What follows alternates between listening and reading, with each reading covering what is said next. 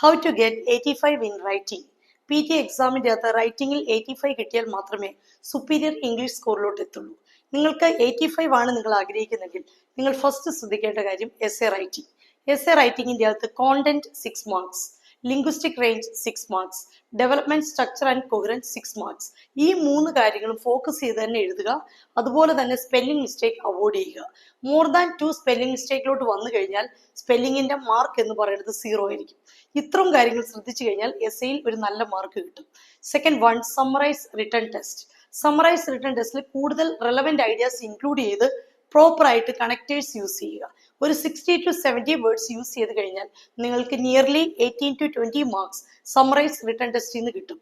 Third one, summarise spoken test. Summarise spoken ടെസ്റ്റിന്റെ അകത്ത് കൂടുതലും ലെക്ചറിൽ നിന്ന് കേൾക്കുന്ന കോണ്ടന്റ് ഇൻക്ലൂഡ് ചെയ്ത് ഗ്രാമർ മിസ്റ്റേക്കോ സ്പെല്ലിംഗ് മിസ്റ്റേക്കോ ഇല്ലാതെ എഴുതുക. കൂടുതൽ നിങ്ങൾ സ്ട്രക്ചർ ഉപയോഗിച്ച് കഴിഞ്ഞാൽ, അതായത് ടെംപ്ലേറ്റ് ഇൻക്ലൂഡ് ചെയ്ത് കഴിഞ്ഞാൽ അതിൽ നിന്ന് കൂടുതൽ വേർഡ് വരികയും നിങ്ങളുടെ മാർക്ക് കുറയുകയും ചെയ്യും.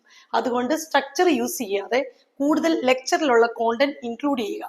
എങ്കിൽ മാത്രമേ സമ്മറൈസ് സ്പോക്കൺ ടെസ്റ്റിൽ നിന്ന് 12 to 15 മാർക്സ് റൈറ്റിംഗിലോട്ട് കിട്ടുകയുള്ളൂ. അതുപോലെ last one, right from detection. Very very important. ഇതിൻ്റെ അകത്ത് കൂടുതൽ കോണ്ടന്റ് ഇൻക്ലൂഡ് ചെയ്യുക. മാക്സിമം സ്പെല്ലിംഗ് മിസ്റ്റേക്ക് മാറ്റുക. ഒരു സ്പെല്ലിംഗ് മിസ്റ്റേക്ക് ഇല്ലാത്ത തന്നെ എഴുതിയാൽ തന്നെ നിങ്ങൾക്ക് റൈറ്റ് ഫ്രം ഡിറ്റക്ഷൻ എന്ന് പറയുന്ന ടാസ്കിൽ നിന്ന് മോർ ദാൻ 30 മാർക്സ് ആണ് റൈറ്റിംഗിലോട്ട് കോൺട്രിബ്യൂട്ട് ചെയ്യുന്നത്.